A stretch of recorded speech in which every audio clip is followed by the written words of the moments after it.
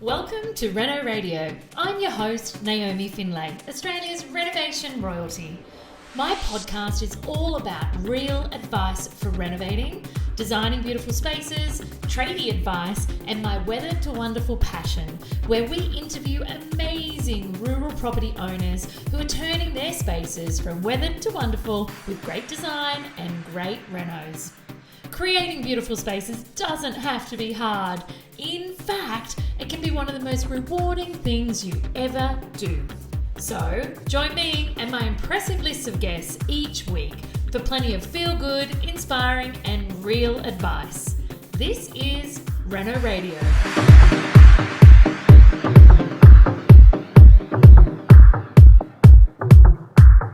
We have the amazing Glinda from Alpaca Magic, and I'm so intrigued by this name that I cannot wait to talk to you, Glinda. Welcome to the show. Well, thank you.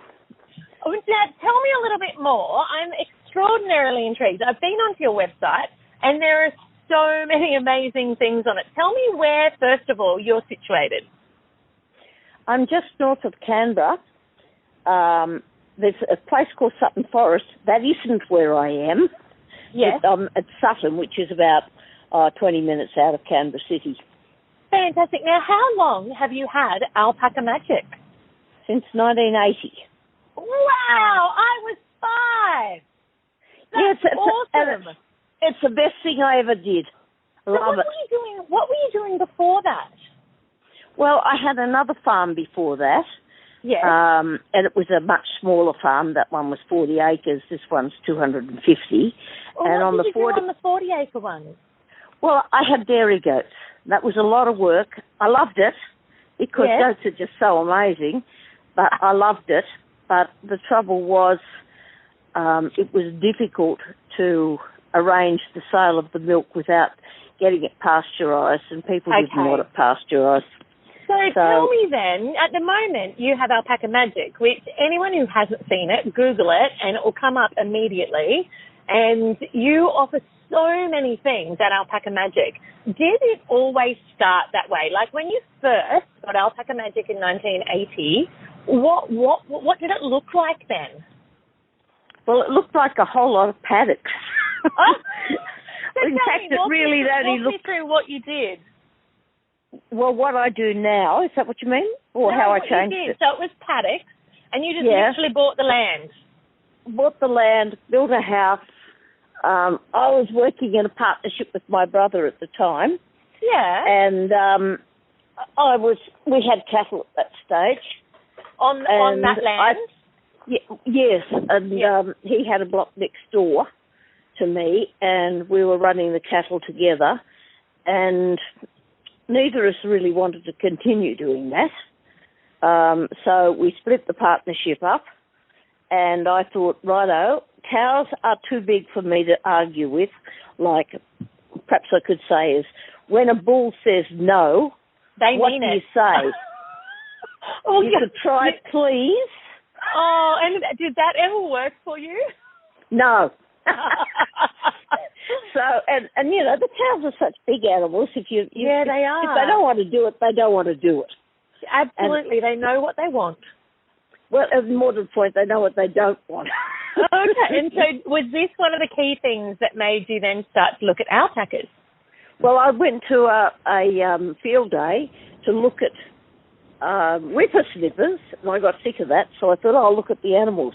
And I met alpacas, and I thought, aren't they amazing? What made you fall in love with the alpacas to start with?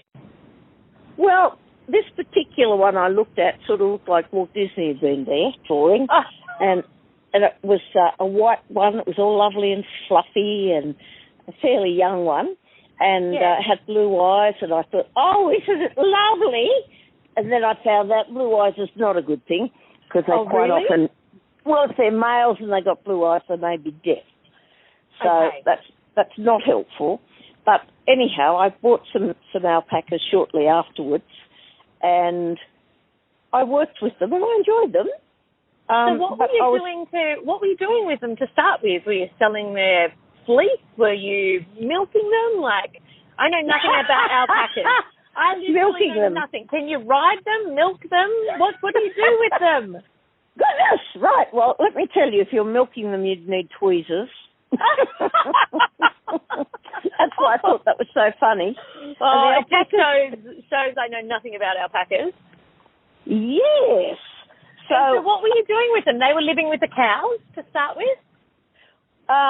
Well, the cows had gone, I think, by the time I got alpacas. I had some donkeys, because I always have some donkeys, because donkeys are lovely too. Yeah. And the original idea was to breed the alpacas, sell the progeny, which is, I did a fair bit of that. But my first year, all the progeny was male and therefore not worth a real lot. Okay. So that really, you'd think 50-50, wouldn't you? Well, that didn't work. Well, you'd think similar, like you wouldn't think 100% male birth. No, you wouldn't, and that's what I got. And so that then made you rethink about how you were going to monetize it? Not so much. I just knew that this year it wasn't going to happen because I was hoping to sell my progeny and come out in a similar place to where I started. Yes. Like, not too much money expended. Yes. And, then I'd start breeding my own herd, but I'd pay off this lot first. That was the idea. Well, that didn't work. So what did you do next? Well, of course you shear them, and naturally the fleece is saleable if you want to sell it. Yes. I didn't have enough. Can you shear an alpaca? Not me personally. Not okay. I was just checking. Like, you know a lot about alpacas. I thought it could have been a chance. Well, it could have been a chance. And so you got them shorn, I guess, is that the word? For their fleece to start with. And is that something you still do?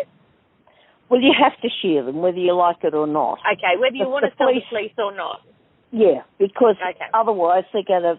It's the same as sheep. You really have to shear sheep. Yeah. If you don't, you create a problem for them, flies and heavy fleeces and all that sort of stuff. So, yes, I shore the animals, and that was fine.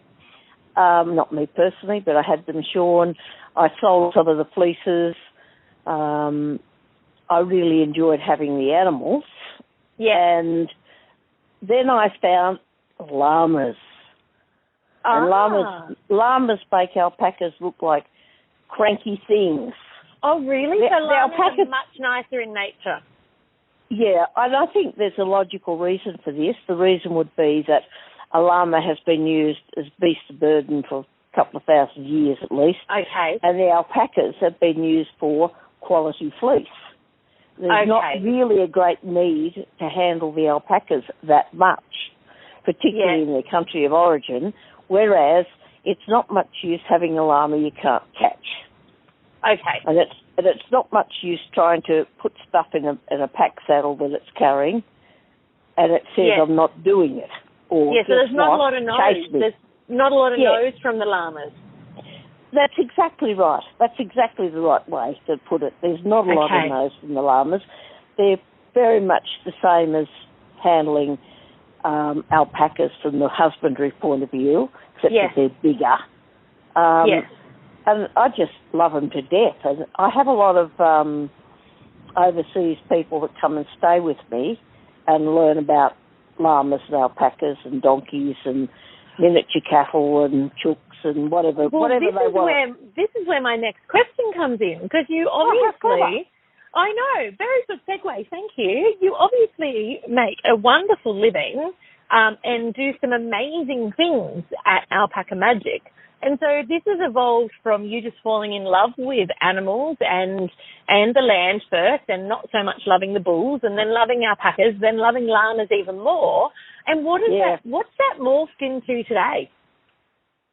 Well, it's morphed into today a lot of education for people. Okay. We do a lot of... So people come and stay with you to learn about the animals? The ones that are coming for months at a time do. The other ones don't. I have a lot of students from universities that come and do a couple of weeks with me as well, because they're required to do that by the uni. This is vet students and vet bioscience students. So I have a lot of those. And I have quite a few overseas people that are coming from an overseas uni, and they're coming for something like 3 months. And they so that would be extra help, right, on the farm? Yes, it would be, and it's very helpful. Mostly the people I've had have been great. Some of them have been, well, maybe they deserve to breathe, but I'm not sure. But most of them have been good, and that's lovely, and they want to be here. Yeah, that's awesome. That is so cool. And so they're starting to find out from their friends that have been here that this is a cool place to be. And it's always good to be a cool place to be. Yeah, well, people really enjoy the animals. The animals are different, and handling the llamas is perhaps a little bit more like handling horses. You know, they're individuals, and they like people, and they want to come up and eat carrots, and people go back with thousands of photos. Sorry? They're really engaged, the llamas, are they? Oh, absolutely. And the alpacas are okay. It's not that they're horrible animals. They're not. But they're not... not as sweet as the llamas. The alpacas are getting a bad rap, aren't they? Well, you know, when you ask people, they say, oh, llamas spit, don't they? And yeah, llamas spit, alpacas spit, dogs bite, I was about to go, camels spit? Yeah, well, they're part of the camel family, so it's not a surprise. Good point. But realistically, if somebody said, would you rather be spat on by a llama or bitten by a dog I'll kicked by a horse? Spitting I'm okay with. Yeah, you can wash the spit off. It's not pleasant, but you can wash the spit off. No, it isn't. And very, very rarely is it directed at humans. That's interesting. Sometimes if people do really stupid things or they frighten the animals a lot. Human error. Human error. Yep. Mostly it's a thing like, this is my piece of land and my food. In fact, all of it's my food. You can't have it. And this is my baby, and don't you go near it. And Which is understandable. Which is so understandable. I generally don't spit in those situations, but I'm not a llama. But I can understand, you know, why I would respond in a human way in those situations. So I get it. Exactly. Yeah. And that's where that's where the problem comes from. People can't understand misunderstood llamas.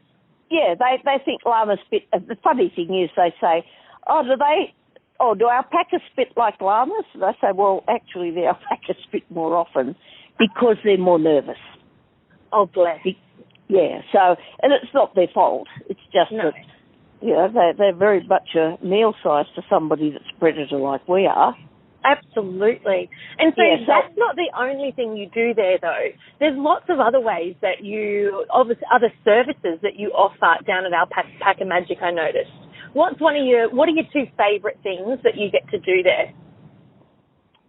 I think the favourite things that I would get to do is having tourists come. They have to book to come, but having them come, and then the other favourite thing would probably be teaching people to spin using the fleece.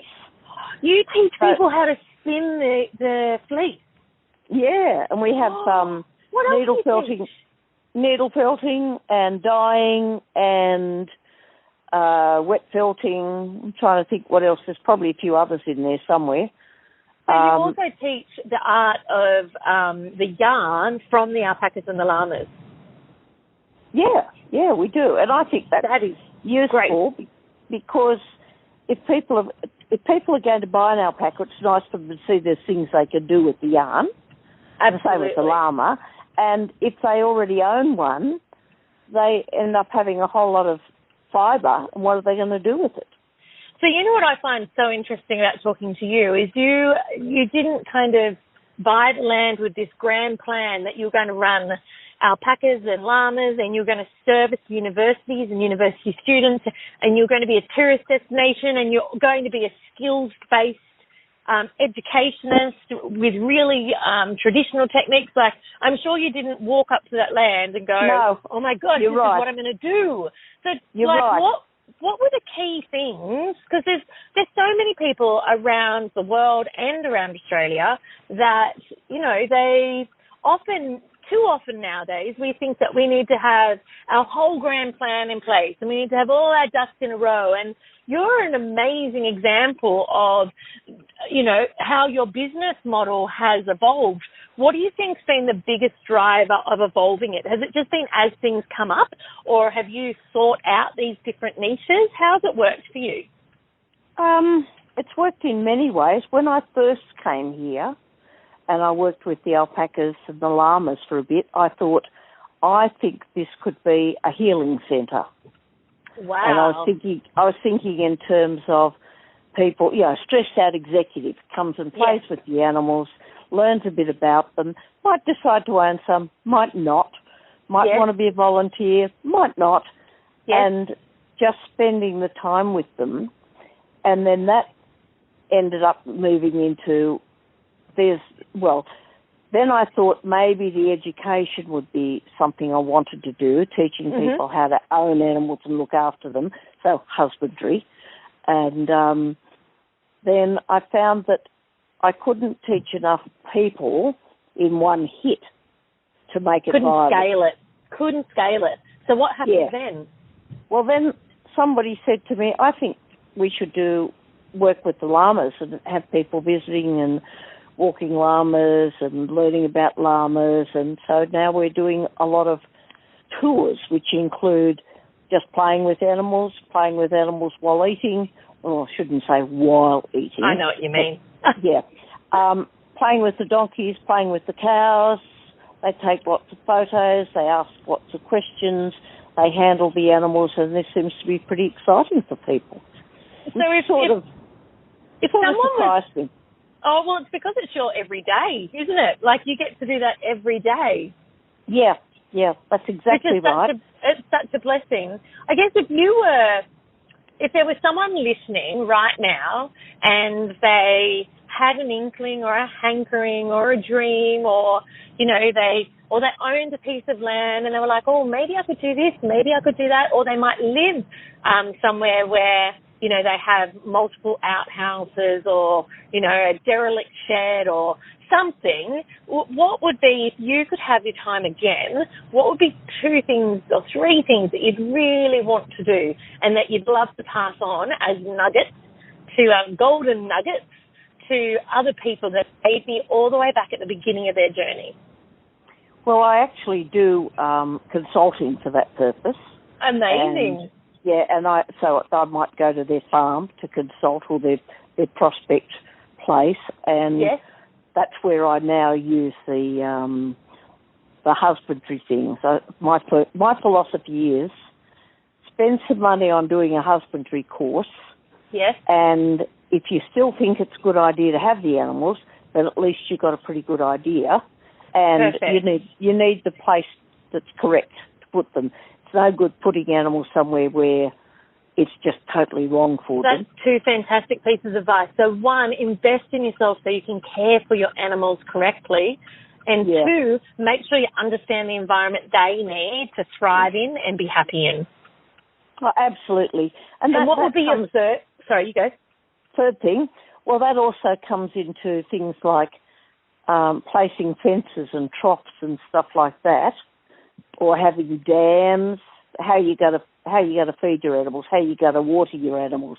Where are you going to go? Don't have one paddock. That's not going to work. And so, are you thinking that people really need to? I'm assuming acquiring the animals is quite an investment, and so you're saying that the biggest things I think that I've picked up is that it's about understanding the animals and having a master plan. That you have to have a master plan to make sure that the animals are going to be really well taken care of. Well, I think so, for a couple of reasons. One, because I personally believe if you're not in love with the animals, just don't bother. Okay. Yeah, to me, so you could not be in love with sheep. If you're not okay with a bit of spit. Yeah, look, it's my thing. I don't go on holidays because I like the animals. I'm really happy at home. I get more visitors than I know what to do with. And a lot of them are people that I've met that have bought animals from me, and they just remain friends, and they come around. And yeah, well, it says a lot because people enjoy coming here. Sometimes people say to me, you know, when I drive through the gate at your place, I go, wow. And some of those people got their own farm. Do you think that's because of the animals, or have you worked really, all the experience they had there before, or is it about how you've pulled the farm together? Well, I think the animals are very helpful because they're, particularly the alpacas and llamas and donkeys, they're not what people normally get to play with. Yeah. So, and they don't normally get to learn about them, and you don't even normally get to see them. So I think that's certainly part of it. But people keep telling me it's not just them, it's me. Oh, I don't know what it is. That is beautiful. Well, that's what they tell me, and I don't quite know what it is because whatever it is normal for me. And maybe it's the like love that they see between you and the llamas. Well, I think it's probably something like that. And the llamas come up to the kitchen window and stick their nose on it and say, how about a carrot? I mean, that's pretty cute. It is very cute. And, you know, I find, you know what I find so inspiring about talking to you? It's that you're so humble in that it's just what you do and it's your life. And you're a fantastic example of, like, truly living, breathing and loving and making an income out of what you love. Like, it's a phenomenal example of that. Yeah. Well, thank you. I'm pleased to do that. If that gives other people the idea, don't do it unless you're going to love it. Because it's a lot of work having animals. I couldn't think of a better way to wrap that up, that don't do it if you're not going to love it. Because you're right. Any form of farm or animals or, you know, it is an investment in time and energy, and it's not always roses. And so I don't think that should be something to stop people trying, but that's also the notion that if you don't love it, it's also okay to change your mind. You know, it's okay to change your mind and morph your business. A bit like when you bought the beasts and the bulls that say no. You know, you didn't love it, and so you went, you know what, I'm going to search something that I do love, and look where it has taken you. Oh, it's taken me on an amazing journey. And this is the other thing I say to people is, don't buy your animals until you know a little bit about them. Yeah, I think that's the best tip that you gave. Yeah, and I try, when people come here, particularly if they buy babies, they're going to hang around for about 6 months, the babies. So if they buy them when they're a month old, I'm going to see these people probably, if they're local, regularly in the next 5 months. Yeah. And by gee, they learn a lot in that 5 months. I bet they do. Yes? Sorry, it makes me feel really good because even though I sell my animals to them, you love them. I love my animals. Yeah, they're still my animals, even though they're not. They are. And I always say to people when they go, if you have a problem, ring me. And let me help. It might save the animal's life, knowing that you need to take it to a vet, or it might save you a vet bill, knowing you don't need to take it to a vet. 100%. What an amazing support. I am so grateful, Glinda, that you had the time. I know that your reception down there is really difficult and your internet down there is really difficult where you're situated. So I'm truly grateful. And if anyone wants to find out more about Alpaca Magic, other than literally Googling it, because it will come up every time, what is your website that they can go find out more about you from? Alpaca Magic, alpacamagic.com.au. So it's exactly what you think it's going to be. I love it when there's no surprises. Yeah, I like no surprises too. Although at the moment we're having lots of little surprises called fluffy babies. Oh, so they're beautiful surprises. 5 over the last couple of weeks, and there'll be another few yet. And then we've got our open day coming up 27th of October. So see, this is just a great example of all the things you do there. We've touched on like a tiny amount of all the amazing ways that you engage the community, you give back to the community, you give to the animals, you monetize, you earn a living doing what you love on the land of. And It's really refreshing to talk to you, and I'm so grateful you've been able to give us the time today to chat. Well, thank you. I'll be delighted to talk to you too. Thanks for joining me today, guys, on Reno Radio. It has been a blast. I would love it if you subscribed so you never missed a beat of this podcast. And naturally, let me know what you think. I love to hear everyone's feedback and reviews. If you'd like to know more about all the services and content that we produce at naomifindlay.com, then head on over to naomifindlay.com. You can also keep an eye on what I'm up to on my Instagram. You can find me there at Naomi Findlay Official. Until next time, team, enjoy.